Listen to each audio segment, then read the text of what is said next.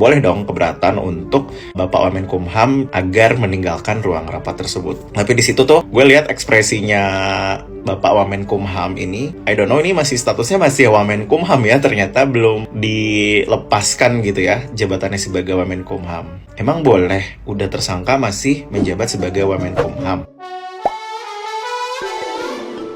Hola netizen yang tercinta, Wamenkumham Edi Hiarej muncul di gedung DPR RI Jakarta Pusat pada Selasa 21 November 2023. Dia bersama Menkumham Yasona Lauli hadir dalam rapat kerja Komisi 3 DPR RI terkait optimalisasi peran dan fungsi Kemenkumham menjelang pemilu 2024 mendatang. Pada awal rapat tersebut, anggota Komisi 3 DPR RI Beni Kaburahman sempat mempertanyakan keberadaan Edi yang tengah tersandung kasus di KPK sebagai tersangka. Menurutnya, keberadaan Edi itu perlu diperjelas agar tidak menyebabkan kecacatan dalam berjalannya rapat kerja. Jika tidak, dia mengusulkan agar Edi berada di luar ruangan. Namun, Wakil Ketua Komisi 3 DPR RI Habibur Rahman yang memimpin sidang tidak menghiraukan ucapan Beni itu karena status Edi dianggap tidak terkait dengan rapat.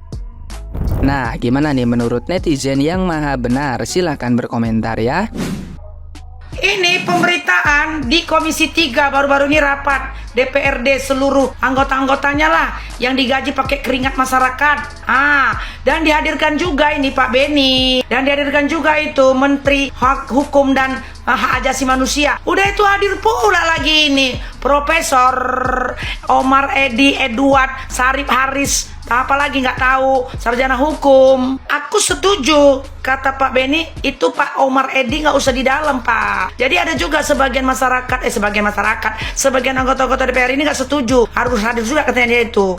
Jadi kayak gini, kalian semua yang udah digaji oleh kami masyarakat ini, kalian pedulilah dengan hati kami, kalian mengertilah dengan perasaan masyarakat. Nggak usah adalah di dalam dulu Bapak ini yang terhormat, guru besar ini, rektor, direktur, entah apa segala macam, banyak kali hartanya, yang udah banyak kali menghabiskan uang suap dan uang apa itu. Jadi kayak gini Pak, semua anggota DPR ya, kusadarkan, jaga hati masyarakat. Setuju dengan perkataannya, keluar dulu. Ngapain dia dihadirkan pakai jas, ikut tertawa tengah-tengah, ketawa ketiwi? Jangan. Sebenarnya masyarakat pun udah keberatan kali untuk disalurkan gaji ke Pak Pak Omar.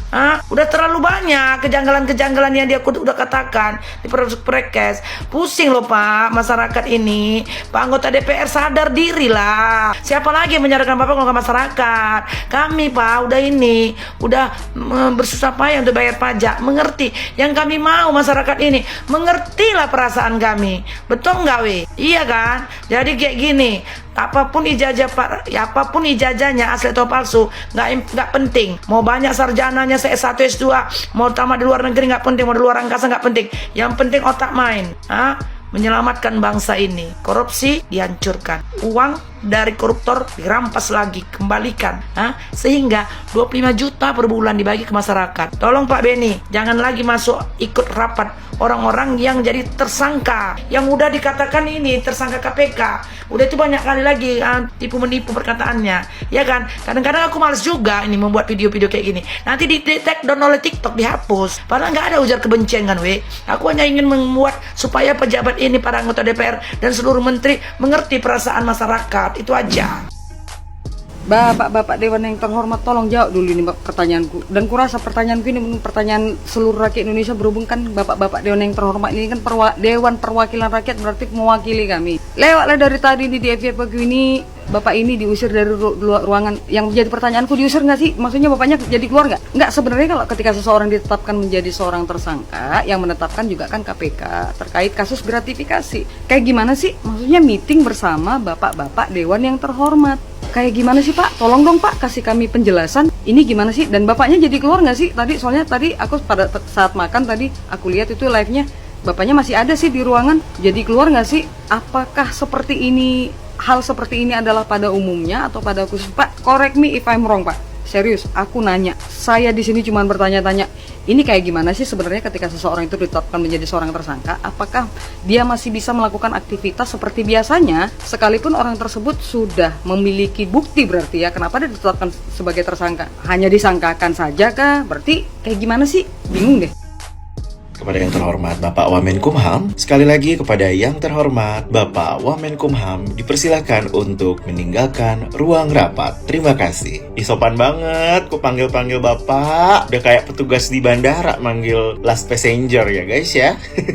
By the way, kalian udah nonton belum cuplikan dari rapat kerja atau raker dari Komisi 3 DPR, dimana di dalam raker tersebut tuh ada Bapak Menkumham dan Wamenkumham. Nah, pada saat itu kan Bapak Menkumham diminta memberikan penjelasan ya sama si moderatornya. Nah, namun ketika Bapak Menkumham mau menjelaskan terkait penjelasannya, tiba-tiba Pak Benny dia sedikit interupsi dan meminta Bapak Wamenkumham untuk meninggalkan ruang rapat. Karena apa? Karena yang dipermasalahkan adalah, as you know guys, Bapak Wamenkumham yang terhormat ini saat ini statusnya adalah tersangka dan belum jelas ujung dari kasus gratifikasinya ini. Kita tonton yuk cuplikannya bareng-bareng. Untuk itu, kami persilakan Pak Menkumham untuk menyampaikan penjelasannya. Kami persilakan Pak Menkumham. Assalamualaikum warahmatullahi wabarakatuh. Boleh guys, Yang saya hormati, Sebentar Pak Benny, interupsi silakan. Pak Ketua, Pak Menkumham. silakan. Kurang terdengar Pak Benny Tidak suaranya. dengar terlalu halus. Iya, terlalu lembut Pak Benny. Ya. Ya ini kan tahun politik lah, lembut-lembut lah. Di hadapan kita ini selain Pak Menkumham, ada Pak Menkumham, Siapa? Ya. ada Wakil Menteri Hukum dan HAM, yang ada yang tidak tahu status beliau ini, yang oleh semua pihak diketahui status beliau ini Pak Menkumham ini TSK, ditetapkan TSK oleh KPK. Saya rasa supaya rapat kerja kita ini tidak cacat begitulah ya, apa istilah inilah, kalau bisa Pak Menkumham sebelum Menkumham menjelaskan hal-hal yang ditanyakan oleh Komisi 3 terlebih dahulu menjelaskan statusnya ini. Kalau tidak, kami usulkan supaya yang bersangkutan tidak berada di ruangan ini. Itu demi Pak Benny, Pak Benny. Sebentar, belum selesai. Belum selesai. Ya. oleh sebab itu kami mohon Dipersingkat saja Pak Benny. ada Poinnya ada kami clearance sudah. dulu lah soal itu ya. Jadi gini, Terima Pak kasih. Benny, ya. Kita sebut saja Pak Benny Kaharman ini tampan dan pemberani karena dia berani untuk interupsi ketika Bapak Menkumham akan memberikan penjelasan karena keberatan dengan kehadiran dari Bapak yang terhormat Wamenkumham. Make sense banget sih, itu kan lagi rapat kerja Komisi 3 DPR dan ya Bapak Benny selaku anggota Komisi 3 DPR ya boleh dong keberatan untuk Bapak Wamenkumham agar meninggalkan ruang rapat tersebut. Tapi di situ tuh gue lihat ekspresinya Bapak Wamenkumham ini, I don't know ini masih statusnya masih Wamenkumham ya, ternyata belum dilepaskan gitu ya jabatannya sebagai Wamenkumham. Emang boleh udah tersangka masih menjabat sebagai Wamenkumham? Kok kayaknya kalau rakyat kecil ngelakuin kesalahan sesimpel dia nyuri mangga di tetangga langsung digebukin, langsung diproses, langsung ditangkap. Kok yang duitnya banyak gitu ya, ngambil duitnya banyak kok masih bisa duduk di rapat kerja Komisi 3 DPR dan masih sebagai Wamenkumham. Gimana sih ini Konoha? Aduh pusing guys, gimana dah menurut kalian? Jujur gue kaget banget melihat berita ini dari Jakarta Info. Pak Edi, tahu Pak Edi yang kemarin lagi berseliweran di TikTok gue, di YouTube. Lihat hasilnya. KPK tetapkan Wakil Menteri Hukum dan HAM Pak Edi sebagai tersangka kasus suap. Kasus suap yang mana Pak? Saya yakin sih Pak, Bapak kayaknya terlibat juga kasus suap yang si Ice Cold di Siga Kumala Wongso. Karena menurut gue Bapak kemarin yang di podcastnya siapa? Si Deddy Corbuzier sama si Dennis Margo, semuanya bohong. Aduh Bapak, yang kan saya bilang Pak, ya sebaik-baiknya Anda menyimpan busuk, serapat-rapatnya busuk itu ditutup, bakalan kecium juga kok Pak. Gimana Pak? Semangat ya, semangat untuk diperiksa ya, karena keadilan itu harus ditegakkan Bapak ya. Wakil Menteri Hukum dan HAM yang terhormat Bapak Edi, kesel loh dengarnya loh, kesaksian Anda tuh semuanya busuk, gila-gilanya loh. Lo tuh tidak mewakilkan, tidak menjadi wakil hukum dan HAM, apa ya? Menjadi kesaksian yang busuk, kesaksian yang bohong. Lo tuh bohongin banyak pihak tau, terutama kita semua yang sebagai rakyat biasa. Gila ya, gila tau gak? Gila ya Allah ya Rabbi Astagfirullahaladzim. Indonesia sebenarnya gak kekurangan orang pintar sih, kekurangan orang jujur. Gila ya sekelas profesor loh, profesor. Emosi gue. Semangat Bapak, semangat untuk mendekam di penjara. Buat KPK semangat ya, saya dukung Anda, gue dukung lo semua ya. Memberantas orang-orang brengsek ya lo, tau gak? Emosi.